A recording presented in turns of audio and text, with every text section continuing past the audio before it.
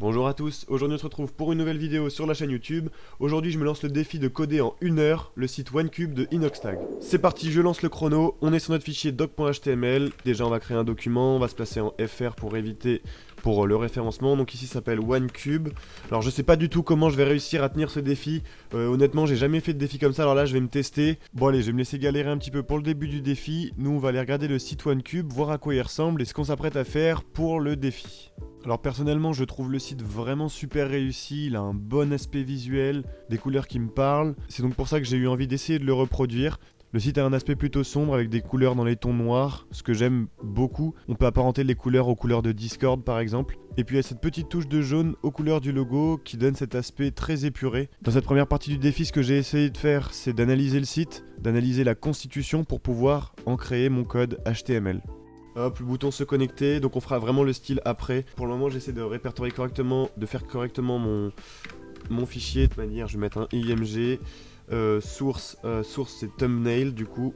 Thumbnail.webp. Alors là, vous voyez que je suis en train de constituer mon code HTML par rapport à ce que j'ai vu sur la page OneCube. Mais évidemment, pour la reconstituer, il a fallu que je télécharge toutes les images qui sont présentes sur le site. Et pour le faire, je vais vous donner une petite astuce sur Chrome et tous les navigateurs faits à partir de Chrome, Opera, Brave, Opera GX, etc. Quand vous faites F12 ou CTRL-MAJ-I, vous avez un accès à un panneau de configuration à droite qui va vous permettre diverses choses et qui est pas mal utile pour le développement. Dans cette petite fenêtre qui s'est ouverte, vous allez avoir un onglet Network ou Réseau en français et vous allez pouvoir afficher toutes les requêtes qui transitent depuis votre site.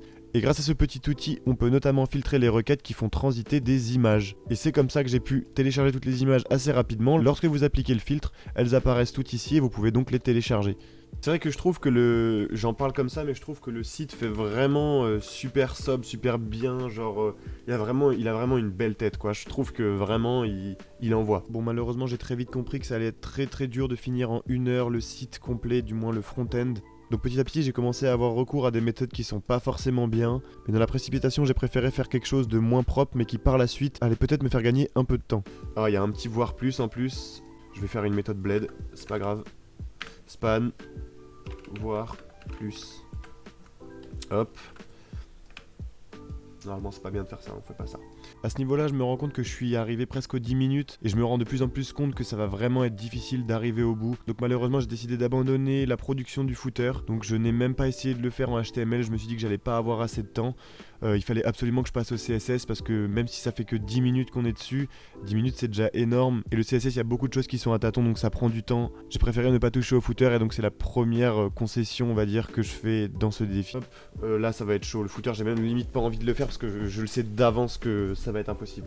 Ouah, c'est chaud. Là les footers je vais pas pouvoir les faire. Vous savez quoi, le footer je mets une petite carte, une petite joker. Désolé le footer, j'ai pas envie de m'y mettre parce que je veux quand même qu'il y ait du contenu CSS qui soit apporté. Donc ensuite, vous vous en doutez, je suis passé au CSS. Ça m'a libéré d'un poids, j'étais plutôt content, mais vous allez voir que je vais vite déchanter. Après le basique, j'ajoute mon fichier CSS, je le crée, je le link avec mon fichier HTML. Et puis je commence à faire les resets en CSS et à initialiser tous les trucs un peu importants, la police, etc. etc. Padding 2.0, hop, on va importer la fonte parce que je me suis renseigné quand même. Voilà, vous voyez ici la fonte qui est utilisée pour le site. Et vous savez quoi, je vais l'importer dans toutes ces graisses. Alors j'aurais pu préparer ça, mais bon, c'est pas grave. On y va, je l'importe dans tous parce que je sais pas du tout comment ça marche déjà. Je sais pas du tout quelle graisse est utilisée, etc. Ensuite, c'est où Et en fait, après c'est simple, j'ai vraiment pété un câble. En fait c'est simple, j'ai passé 7 minutes à partir de la 13e minute, donc jusqu'à 20 minutes, à essayer de régler ce souci que finalement j'ai même pas réglé. À la fin ça m'avait vraiment trop saoulé, j'avais regardé vraiment partout sur internet, j'arrivais plus à trouver comment ça fonctionnait. J'ai toujours utilisé Google Font, mais là ils ont dû changer quelque chose, et donc sur le moment j'ai pas du tout réussi à trouver. Depuis je me suis pas repenché, mais ça m'a vraiment trop énervé, je voyais mon temps défiler devant mes yeux, et là c'est vrai, du coup j'ai vraiment perdu 7 minutes pour rien. À la fin du coup j'ai préféré télécharger directement les fichiers de la fonte pour les importer directement dans mon CS. Non mais là j'ai perdu 10 minutes, j'aurais vraiment perdu 10 minutes sur Google Font là. Allez c'est bon.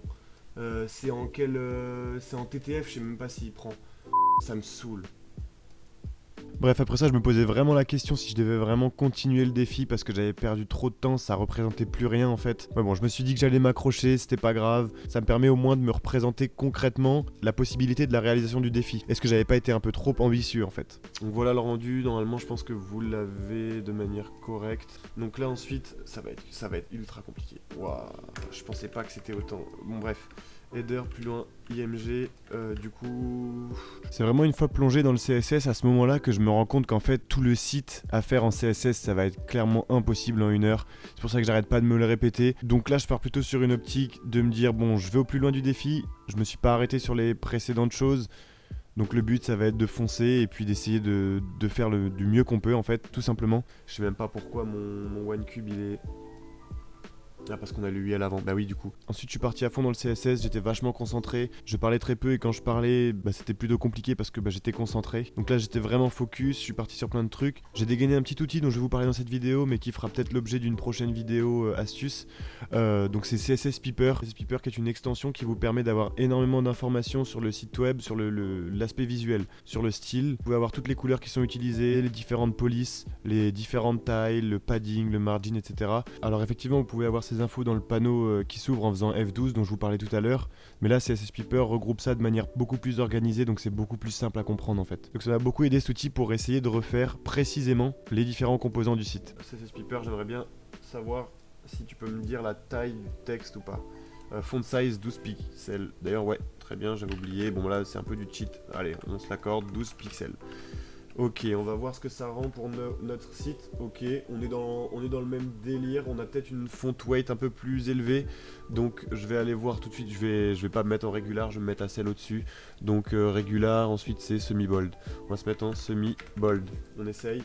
Là comme vous voyez je change directement la police, c'est à dire que je me suis même pas pris la tête à essayer d'en importer plusieurs, je savais que j'allais pas terminer le défi correctement, donc je me suis dit bon je change la police en elle-même, puis je me suis dit que ça allait très bien fonctionner pour ce qu'on a besoin de faire.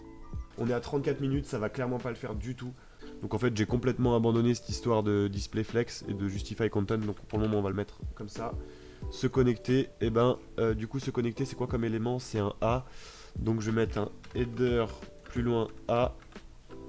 Je mets pas la petite... Bon, allez, je la mets parce que on sait jamais. Tac, très bien. Ici, je vais nous mettre du coup...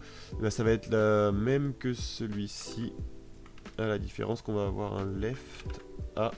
Et après l'avoir fait, je me suis rendu compte que j'étais pas trop à l'aise avec cette technique, donc une perte de temps encore une fois super conséquente. J'ai changé la manière dont j'allais organiser le header pour le faire un peu plus simplement on va dire et avec une manière que je maîtrisais peut-être plus. Pareil, une perte de temps sur ce point-là. À ce moment-là, je me rends vraiment compte que j'ai perdu énormément de temps, qu'il me reste pas beaucoup de temps aussi pour faire le reste de la page et j'ai compris que en fait j'allais pas pouvoir aller très loin. Et donc je me suis plutôt rabattu sur constituer juste le haut de la page, donc si on peut appeler ça la landing page, même si c'est pas le terme approprié, mais juste voilà le point d'entrée sur la page et je vais aller me focus vraiment sur cet aspect là. Là on est vraiment pas mal pour le se connecter, enfin non on n'est pas du tout bien mais bon je me suis un peu réajusté donc évidemment celui-ci j'ai pas mal aimé designer le bouton jouer parce que je trouve qu'il est super bien fait, ils l'ont bien réfléchi, en fait il a des effets CSS qui le font penser 3D mais en fait c'est juste des bordures et c'est vraiment sympa à essayer de reproduire. En fait vous avez une bordure haute qui est blanche et une bordure basse qui est beaucoup plus sombre et donc ça donne un peu cet effet de 3D. Je sais qu'il y a des CMS qui le font, il me semble que WordPress, le module Avada pardon sur WordPress propose des designs de boutons 3D comme ça, mais à refaire en CSS j'ai vraiment aimé. Je trouve que c'est sympa d'essayer de se pencher sur le truc et essayer de comprendre comment l'effet est produit en fait. Font family on va pas être avec la même, elle va être un peu plus fine on dirait. Ouais, elle va être carrément plus fine et je vais être en uppercase aussi au niveau du texte décoration du coup. C'est pas du coup du texte décoration, c'est pas du tout ça. C'est texte transform. Hop, tac.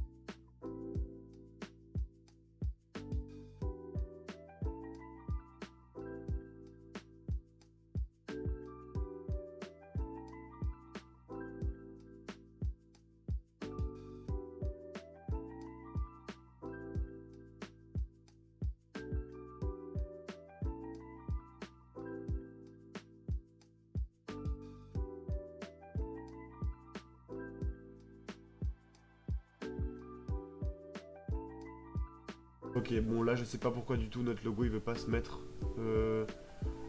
pourquoi notre logo veut pas se mettre en position absolue. J'ai connu le CSS et puis je me suis attardé à l'image de fond en Minecraft. J'ai super galéré à centrer correctement, d'ailleurs ça ne correspondait pas du tout au site OneCube. Ça m'a fait perdre énormément de temps une fois de plus. J'ai pas réussi à la centrer et à la placer exactement comme c'était fait sur le site officiel OneCube. J'ai pu placer 2-3 éléments puis on est rapidement arrivé à la fin de l'heure que je m'étais imposé.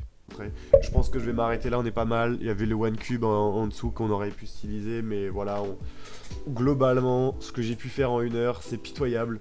Je me voyais vraiment aller beaucoup plus loin, mais en fait c'est vrai que le CSS c'est ça, c'est du try, tu testes. Hop. Alors évidemment il y a le mode responsive, donc là je me suis arrêté un peu à moins d'1 heure parce que bon honnêtement on n'est pas allé très loin, mais franchement je suis plutôt content de ce qu'on a pu faire. Honnêtement c'est très correct, enfin non c'est pas très correct, mais c'est pas mal. Je sais que si je m'y appliquais, je pense que si on faisait le défi sur 24 heures, la page entière pourrait être terminée, et c'est plus abordable sur un temps de 24 heures, c'est clair. Voilà le rendu. Alors je sais pas comment je vais monter ça au montage, mais ici vous avez ce que j'ai pu produire. Donc voilà, et ici vous avez le site OneCube officiel. Et vraiment ça va. Voilà, ça va. C'est pour 1 heure, c'est correct. Je me dis que c'est correct. En fait, j'aurais dû tout simplement me dire, bah en fait pour 1 heure, on part que sur l'arrivée, la page d'arrivée, on va se dire, parce que c'était pas réalisable le tout en fait, c'est vraiment pas possible. N'hésitez pas à me dire en commentaire si vous avez des idées de sites que je pourrais essayer de reproduire. Je pense que la prochaine fois, je ferai une prochaine vidéo du coup sur ce concept, mais en 24 heures, ça peut être pas mal. On peut le faire en live aussi effectivement, parce que du coup je fais pas mal de live. Et la dernière fois c'est en live que m'est venue l'idée, donc je vous propose, si vous voulez, vous passez sur le live et puis on échange et puis on essaie de voir s'il n'y a pas un site que vous souhaiteriez que je reproduise. N'hésitez pas à mettre en commentaire si vous essayez le temps que vous pourriez mettre ou que vous pensez mettre pour réaliser ce que j'ai pu produire ou réaliser la page d'accueil en entier. Merci d'avoir regardé cette vidéo. En tout cas, n'hésitez pas à vous abonner, à liker. On se retrouve vendredi pour une prochaine vidéo. Merci d'avoir regardé. Je vous dis à bientôt. Au revoir.